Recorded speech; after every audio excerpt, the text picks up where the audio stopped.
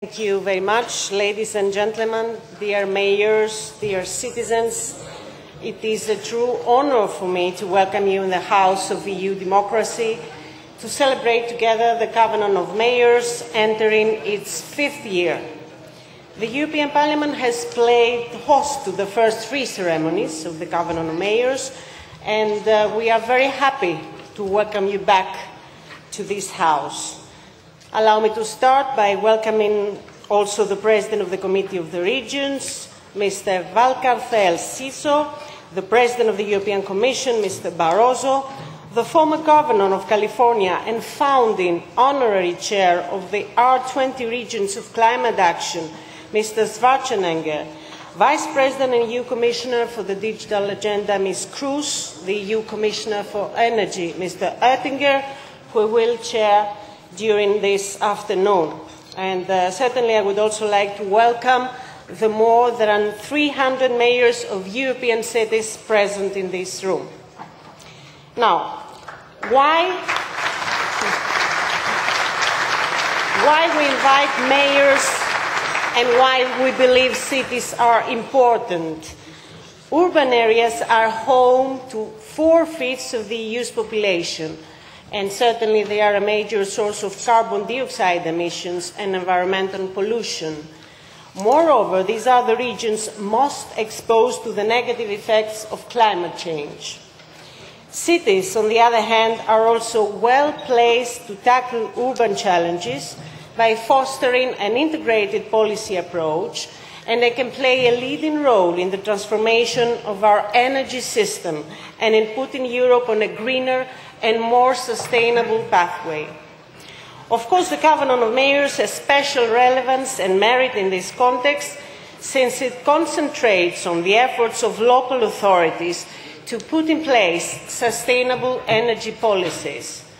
Your group is also instrumental when it comes to implementing the European Smart Cities and Communities Initiative.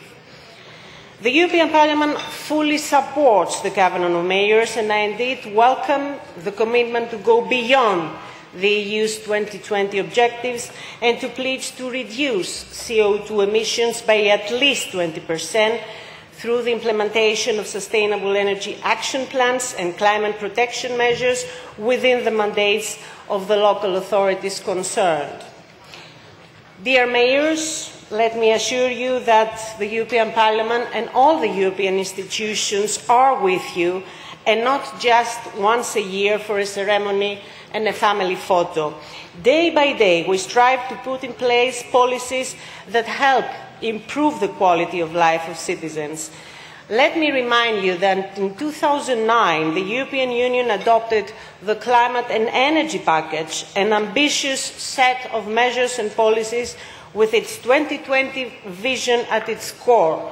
By 2020, the EU must achieve a 20% reduction of greenhouse gas emissions compared to 1990 levels, a 20% share for renewable energy in overall EU consumption, and 20% improvement in the EU's energy efficiency. The European Parliament and the Council have also declared their ambition to secure a 20 to 95% reduction in greenhouse gas emissions by 2050. Let me also remind that between 2007 and 2013, 21 billion euros of the cohesion policy budget have been used for urban development. This includes classical infrastructure measures as well as development projects under the URBAC II programme or the JESSICA initiative for sustainable investment in city areas.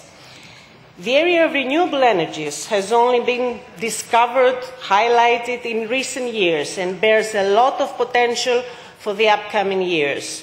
This area is indeed one of the priorities of cohesion policy from 2014-2020, the next multi-annual framework, which is bound to contribute to the EU 2020 goals. As you probably know, the European Parliament is currently negotiating with the Council the legislative framework for regional and urban policy 2014-2020. More thematic concentration on competitiveness, innovation and energy efficiency is going to be a basic rule for us.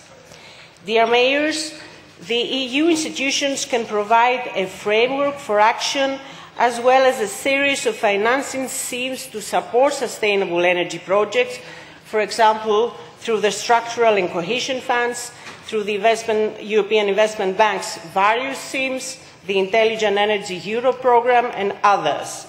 But it is thanks to the active involvement of local authorities that this financial support can be given in a targeted and efficient manner. The closer you are to the citizen, the closer we are to the citizen, the better the needs and possibilities for the transition to an energy-efficient, low-carbon society can be identified and addressed. The Covenant of Mayors is showing us concretely the way forward with the key actions it has identified in the close to 1,400 sustainable energy action plans it has agreed so far. We in the European Parliament have repeatedly stressed the importance of adopting a decentralised approach to energy policy in Europe. We have expressed our support to the Covenant of Mayors in several of its recent resolutions. The European Parliament believes that there is no one-size-fits-all energy policy applicable to all regions. Local circumstances must be taken into account in order to define how and where energy savings can be reached more efficiently, as well as which local energy sources are to be promoted for a sustainable energy mix.